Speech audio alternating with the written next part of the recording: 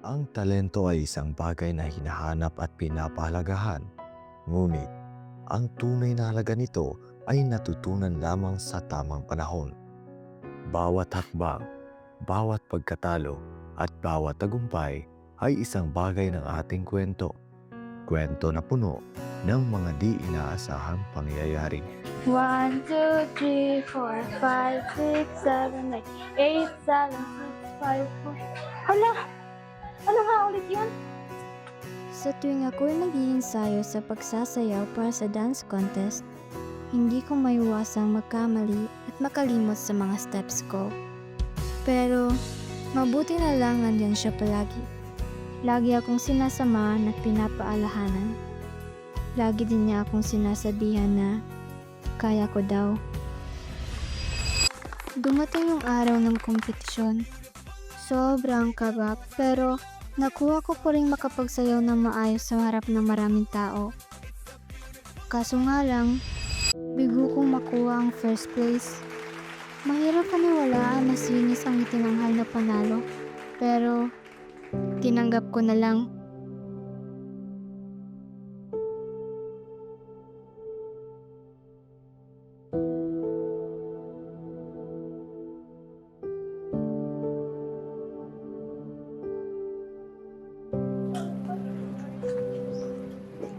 Okay lang yun.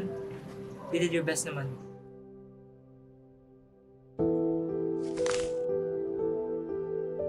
Di ba sabi ko naman sa'yong tigil-tigilan mo na yung pagsayaw mo? May makukuha ka ba dyan? Ha? Pangalawa na nga lang tayo sa puso ng tatay mo. Tapos pangalawa ka pa dito? O, saan ka pupunta? Sinasabi ko sa'yo, Thea, ha? Tigil-tigilan mo na yan. Okay lang yan. Hayaan mo na. Walang sekreto na hindi mabubulgar.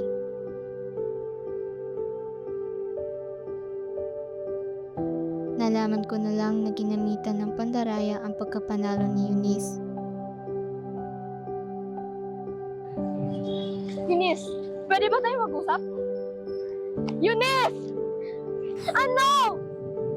Magre-reklamo ka dahil binayaran namin yung judges. Ganyan ba talaga kalaki ang galit mo sa akin, ha? Oo, Thea! Alam mo kung bakit? Dahil kami nga yung pinili, pero kaya naman yung laman ng puso niya. Ano ba pinagsasali mo, Eunice? Ginawa ko naman yung lahat, ah. Pero bakit hindi sapat? Bakit parang kahit ano yung gawin ko, wala akong peso sa puso niya? Bakit ikaw? Bakit ikaw na naman ang puso niya? Sayang. Paano naman ako?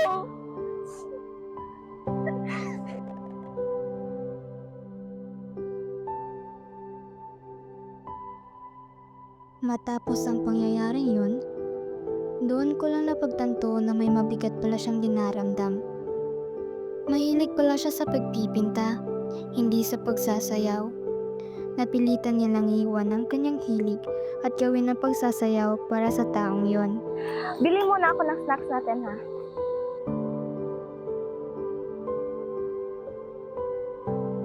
Magiging okay rin kayo. Alam na alam kong mas makikilala niyo isa't isa pagdating ng panahon. Kaya, kung sakali na hindi mo na ako kailangan, huwag mo pa rin kalimutan ang maging mabuti. Lalong-lalo na sa kanya. Oh, sinong kausap mo?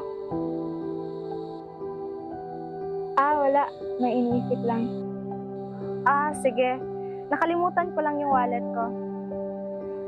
Lumipas ang 15 taon, ako isang ganap na professional dance choreographer na. Habang si Eunice naman ay pinagpatuloy ang pagiging artist sa pagpipinta.